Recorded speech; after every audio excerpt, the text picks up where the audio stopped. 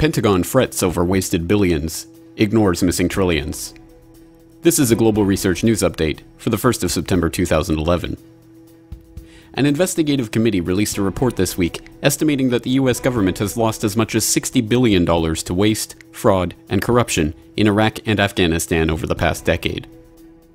The report is the work of the Wartime Contracting Commission, established by Congress in 2008 to investigate funds and contracts in support of US military operations.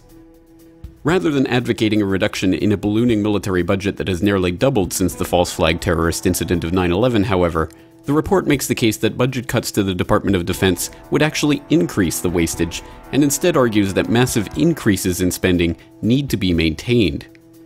Touted as a team of independent investigators, the report is being hailed as a serious attempt to get a handle on the budget of the government agency most notorious for waste, fraud, and corruption.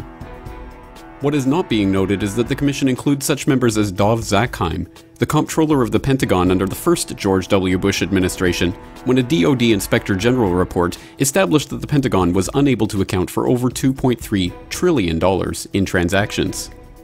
Zakheim was a member of the Neocon Project for a New American Century and a signatory to their 2000 document, Rebuilding America's Defenses, which called for a new Pearl Harbor to justify a transformation of the US military.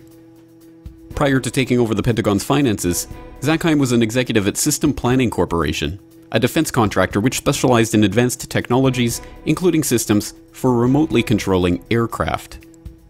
Earlier this summer, Zakheim wrote an op-ed in Foreign Policy lamenting proposed defense spending cuts and arguing that any such cuts should be made to veterans' health benefits and pensions. Despite the fact that the Pentagon has been unable to account for trillions of dollars in transactions, it has not been subject to an audit by the Government Accountability Office in the modern era.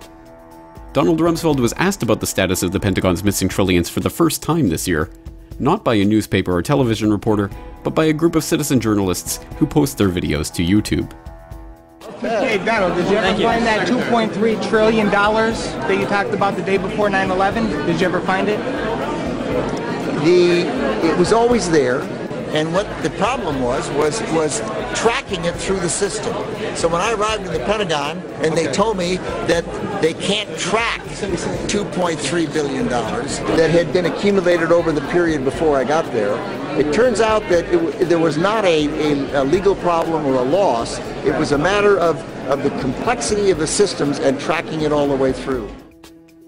The new report on the wasted billions blames the problem on corruption, bribery, and profiteering, amongst other factors, and comes out just as a new investigation from the Center for Public Integrity has revealed that defense spending on no-bid contracts has tripled in the last 10 years.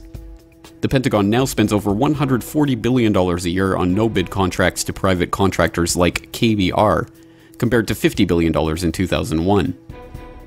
The modern era of military contracting began in 1992, when then Defense Secretary Dick Cheney offered Halliburton's subsidiary KBR $9 million to conduct a study on the use of private companies to provide civil logistical support to the US military.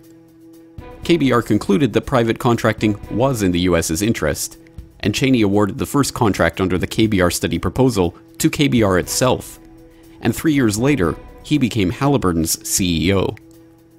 Cheney was also a signatory to the PNAC document calling for a new Pearl Harbor and was vice president when that Pearl Harbor incident occurred on 9/11/2001. Subsequently, KBR was awarded tens of billions of dollars in sweeping military contracts to provide civil logistics in Afghanistan and Iraq. The US government is currently suing KBR for $100 million for fraud and overspending related to these contracts. This has been a news update from Global Research TV. For the latest news and information from around the world, please go to globalresearch.ca.